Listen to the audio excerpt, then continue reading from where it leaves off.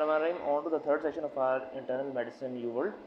So question number 9 is asking about a 51 years old man who comes to the office due to nausea and fatigue for the past several weeks. The patient has had occasional episode of bilateral flank pain over the past several years and nocturia for 2 to 3 times per night for past 10 years. He has had no change in appetite or weight. The patient does not use tobacco, alcohol or illicit drugs. Temperature is 36.9 degrees Celsius, that is high. Blood pressure is also high, 164 by 100 millimeters of mercury. Pulse is 80 per minute and respirations are 16 per minute. The BMI is 24 kg per meter square. Cardiopulmonary examination shows no abnormalities. Liver is enlarged and a mass is felt at the right flank deep to palpation. The prostate is mildly enlarged and non-tender. There is no extremity edema. Lab studies are as follows.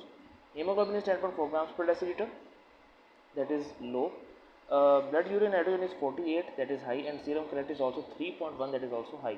Which of the following best explain the patient's finding? And out of the available options, the best answer choice is polycystic kidney disease. The educational objective of this question is stating that the clinical manifestation of autosomal dominant polycystic kidney disease generally correlate with the progression of cystic structural degeneration of the kidneys and include hypertension, polyuria, flank pain, and renal dysfunction. The extrarenal manifestations include liver cyst and cerebral aneurysms. The discussion includes a table in which we can see the clinical presentation. The clinical presentation, most patients are asymptomatic for, we're talking about autosomal dominant polycystic kidney disease. So most patients are asymptomatic until age 30 to 40. There will be flank pain and hematuria. Hypertension will be there. Palpable abdominal mass, usually bilateral, and chronic kidney disease will also be developed. Extra-renal features. The first one is cerebral aneurysms, hepatic and pancreatic cysts, mitral valve prolapse and aortic regurgitation, colonic diverticulosis, and ventral and inguinal hernias will be there. Diagnosis is done on the basis of ultrasonography showing multiple renal cysts. Management is aggressive control of the risk factors like cardiovascular and CKD. Those risk factors should be controlled. Then ACE inhibitors preferred for hypertension and hemodialysis, renal transplant for end-stage renal disease. The patient has likely has chronic kidney disease, that is CKD, elevated creatinine and nausea and fatigue due to the autosomal dominant polycystic kidney disease. In the patient with the autosomal dominant polycystic kidney disease, the onset and worsening of the clinical manifestations generally correlate with the progression of cystic structural degeneration of the kidneys. The first one is flank pain, with or without hematuria, can frequently occur and may represent cyst rupture or nephrolithiasis. A flank mass may be palpable as in this patient. Hypertension is an early disease manifestation that results from the cyst enlargement leading to the localized renal ischemia and increased secretion of renin with activation of the renin-angiotensin aldosterone system. Polyuria and nocturia seen in this patient with accompanying polydipsia result from a urinary concentrating defect likely caused by cystic damage of the nephron distal tubule with the impaired receipt of the vasopressin signals. In effect, a mild nephrogenic diabetes insipidus is created. Progressive renal dysfunction eventually occur due to cystic progression based on the laboratory results. This patient likely has advanced CKD with associated anemia. Patients with the autosomal dominant polycystic kidney disease are generally asymptomatic until their 30s or maybe later and develop end-stage renal disease by age 55 to 60. The features of autosomal dominant polycystic kidney disease that occur outside the kidneys include the liver cyst, evidenced in this patient by an enlarged liver and cerebral aneurysms. The choice A, that was bladder outlet obstruction, was not the option of choice because the bladder outlet obstruction can occur due to benign prostatic hyperplasia and can lead to the obstructive nephropathy and CKD. However, the benign prostatic hyperplasia would not explain an enlarged liver and right flank mass and is likely in this patient with only a mildly and is less likely in this patient with only a mildly enlarged prostate. The choice B, that was horseshoe kidney. The horseshoe kidney was not the option of choice because horseshoe kidney is a congenital anomaly associated with the increased rate of uretropelvic junction obstruction, nephrolithiasis, vesicoureteric reflux, and chronic urinary tract infection. It would not explain the patient's bilateral flank mass or enlarged liver. The choice C, that is nephrolithiasis, it was not the option of choice because in nephrolithiasis, the patient with autosomal dominant polycystic kidney disease are at increased risk of nephrolithiasis. Although nephrolithiasis can cause recurrent flank pain it would not explain liver enlargement and would likely be diagnosed before causing advanced chronic kidney disease. The choice E, that is renal cell carcinoma. Yes, it is renal cell carcinoma, and it was not the option of choice because in the RCC, renal cell carcinoma can present with a unilateral flank mass but would not explain the patient's advanced chronic kidney disease, and is less likely in the absence of hematuria, fever, and weight loss. The incidence of renal cell carcinoma may be slightly increased in autosomal dominant polycystic kidney disease, if at all. So the next question, question number 10, they are asking about a 65 years old man is brought to the emergency department due to chest pain. The patient has had fatigue, retrosternal heaviness, and non-productive cough for several weeks. Today he developed severe chest pain after drinking a beer at a retirement party. So the patient has no chronic medical condition but has been taking diphenhydramine for the past month due to the generalized pruritus. He does not smoke but drinks alcohol socially. Temperature is 36.5 degrees Celsius, that is high. Blood pressure is 132 by 84, that is also high. And the pulse is high at 86 per minute.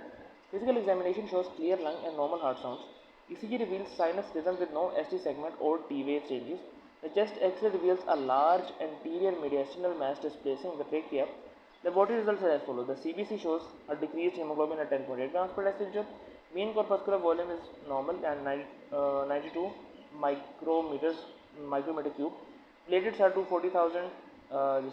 Yeah. Then leukocyte count is very high. There is a high leukocytosis. Neutrophil count is 70% and the eosinophil are 10% and lymphocytes are at 18%.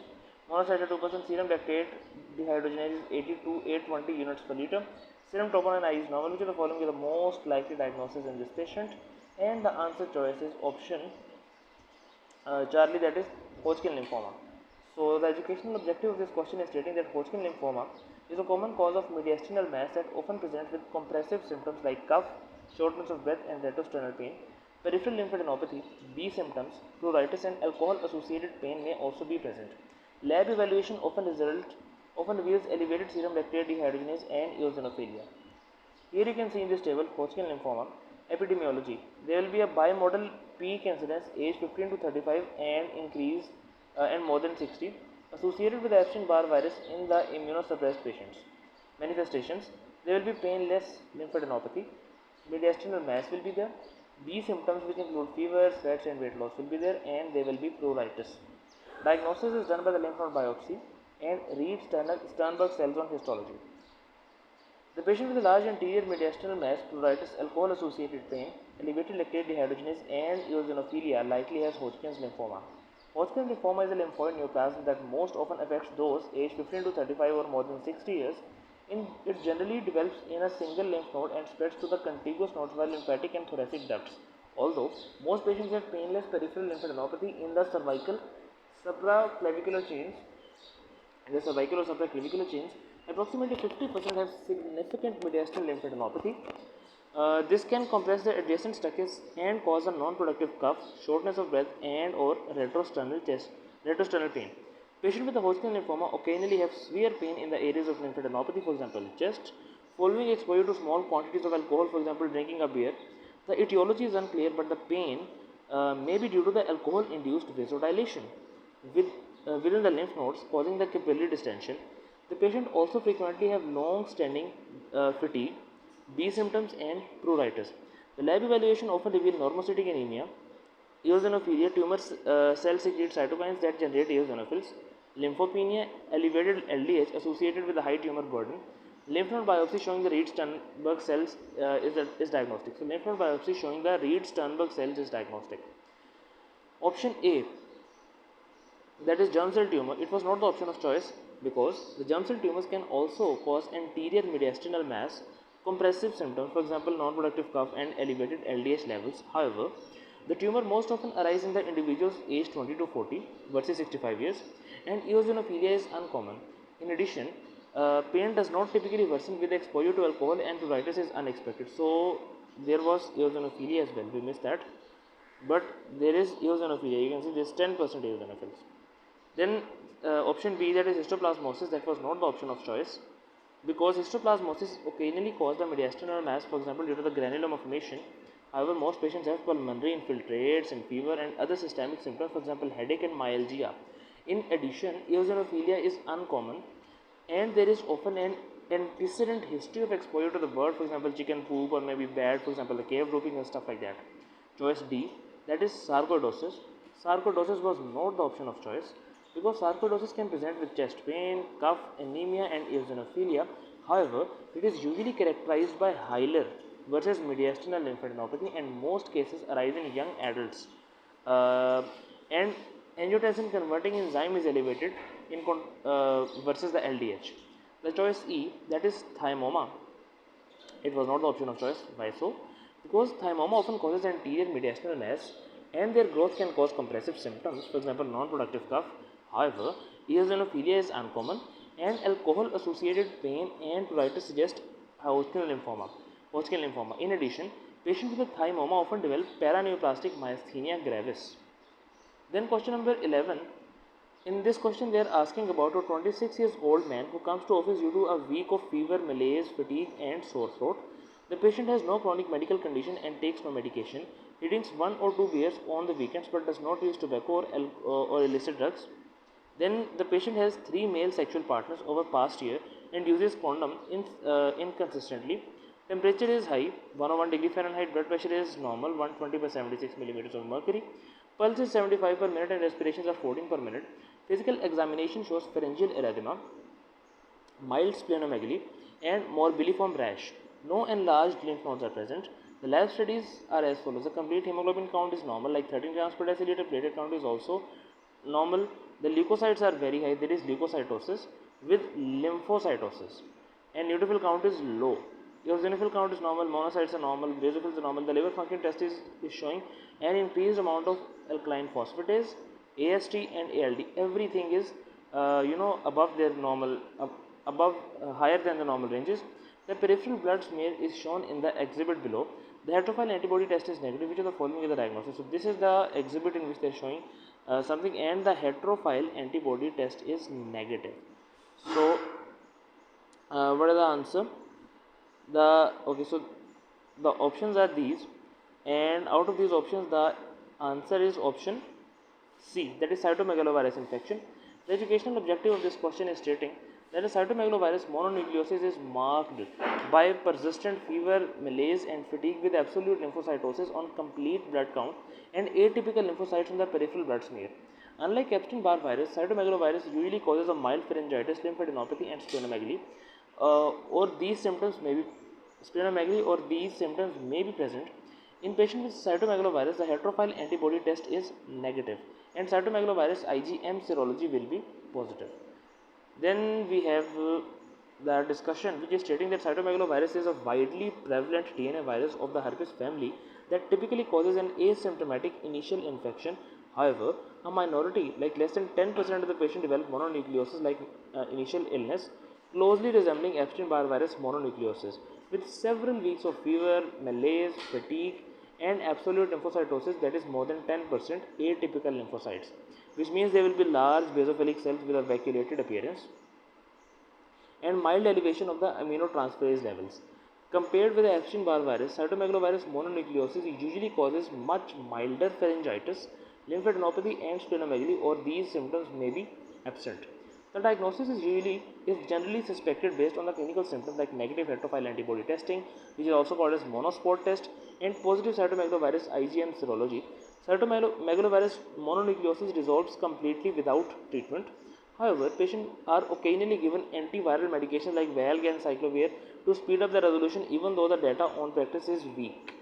Men who have sexual encounters with men, such as this patient, have higher rates of cytomegalovirus seroconversion than general population, and they are at increased risk of infection with different cytomegalovirus strains. Option A, that was acute lymphoblastic leukemia. It was not the option of choice because in ALL usually causes lymphadenopathy and symptoms related to the anemia like fatigue or thrombocytopenia, for example, the bruising, neutropenia like infection.